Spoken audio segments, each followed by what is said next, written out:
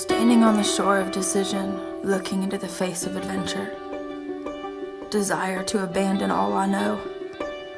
What pushes me is rooted somewhere between misunderstanding and knowing. Knowing that what I want to understand is not within my reach. So I ponder my escape.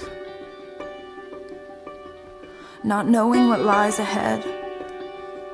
Adventure in theory is full of excitement and bleeds with passion for life. But adventure in reality is full of breathless moments, silent nights, and wounds that leave scars of memory on a heart. Can I go the distance? Can I give all my mind to get what the messenger is saying? Can I surrender my knowing?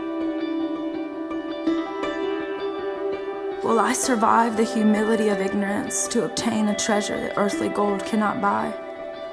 Will I ask the question of honesty even if the answer convicts my soul and sends me to the land of repentance?